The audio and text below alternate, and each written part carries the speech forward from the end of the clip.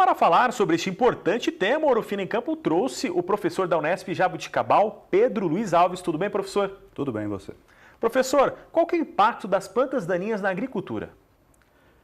Bom, o impacto que a gente pode mensurar, ele é genérico, tá? É um impacto que vai desde o processo de você prepara uma área, então ele vai onerar um processo de preparo, você tem que fazer uma dissecação, ele vai onerar o processo de desenvolvimento da cultura, você tem que manejar essas plantas, fazer um controle específico para que você tenha o máximo potencial de produção daquela cultura.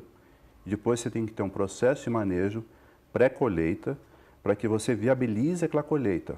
Você não perca produto por uma questão operacional, com maquinário que vai embuchar.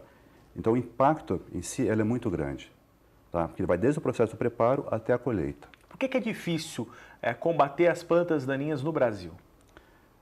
Bom, vamos partir do pressuposto que planta daninha é uma planta nativa, uma planta que tem características pioneiras, é uma planta que tem uma agressividade natural. Então ela se adapta muito bem ao meio que você cria para ela. Se o meio é conturbado, ela vai ser mais rápida. Se o meio ele é um pouco menos conturbado, vai ter um desenvolvimento mais lento. Então o que acontece? Nas nossas condições particulares do Brasil, nós temos, você pega nessa época do ano agora, água disponível, temperatura ideal, então, e o país tem uma área de expansão, uma área agriculturável muito grande. Então, o terreno para crescimento dessas plantas é monstruoso, é muito grande. Então, você dá condições ambientais, climáticas e mais a parte de você estar dando adubo para essas plantas. Então, essas plantas crescem muito e, devido à característica inerente a elas, própria delas, de serem agressivas, elas estão sempre produzindo sementes, se multiplicando, se dispersando, então aumentando, se alastrando, tomando áreas. Então, é muito difícil você combatê-las, mas precisa combatê-las. A gente percebe, observando alguns dados, principalmente de colheita das culturas nas últimas décadas, que o país conseguiu controlar bastante essas plantas daninhas, pensando no ponto que às vezes é a mesma área, né, de cultivo, mas o potencial de produção aumentou também. Esse controle que vem acontecendo cada vez mais das plantas daninhas contribuiu com esse aumento da colheita que ocorreu no Brasil? Sim. A gente tem pensado no processo de evolução. A gente tinha uma produção agrícola pouco tecnificada, em todos os sentidos, tá? O que aconteceu?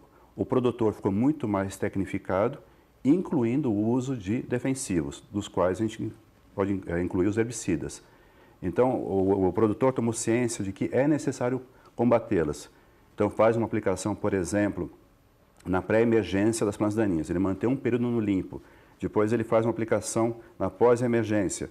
Então, ele passou a ter consciência de que o dano acontece, destacando, lembrando, esse dano ele é quantitativo e qualitativo. Então, o que acontece? Se você tinha uma área X, você tem o potencial genético desse material, graças ao melhoramento que foi implantado, aumentou, tá? Associado a isso, passou a usar herbicidas que são muito mais eficientes.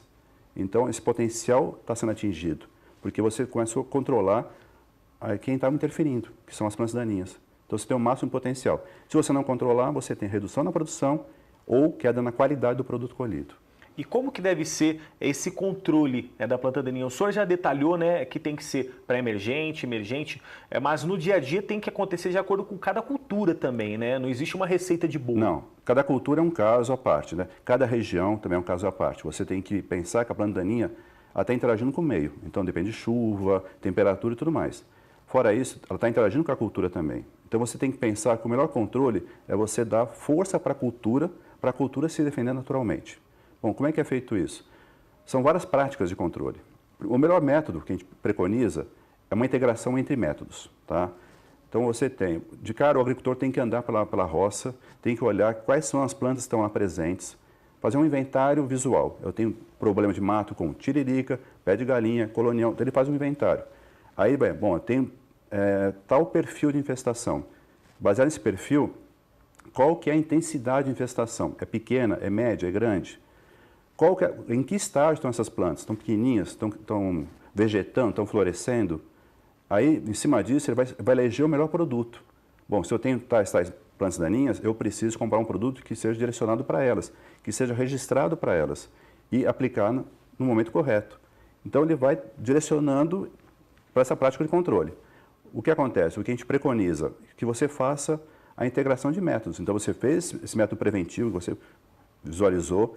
Se você conseguir, pode fazer um método mecânico, entra com um trator com uma grade, ou com um arado, ou com uma capina manual, uma enxada, vai lá capinando. Entra com controle químico, então faz aplicação de herbicida em pré-emergência, pós-emergência, qual for a melhor tática. Então, se você conseguir integrar esses métodos todos, você tem uma maior eficiência com menor impacto ambiental. Para a gente concluir agora, todos esses cuidados e investimentos lá na frente são só benefícios para o produtor, porque é mais lucro, é mais produção. Sim, sim. Tem parte do pressuposto que qualquer produto agrícola, qualquer defensivo agrícola, está no mercado para ajudar o produtor a produzir mais. A gente parte do pressuposto que a população está aumentando 1,5% ao ano. A gente tem que aumentar a produção de alimentos na mesma proporção. Então, essas ferramentas estão dando condições para que o produtor acompanhe a demanda de alimento. Então, tudo está para ajudar o produtor. Só tem que saber usar corretamente em termos de momento, dose e tudo mais. Muito obrigado pela presença, o professor Pedro Luiz Alves, da Unesp de Jaboticabal. Muito obrigado. Eu que agradeço.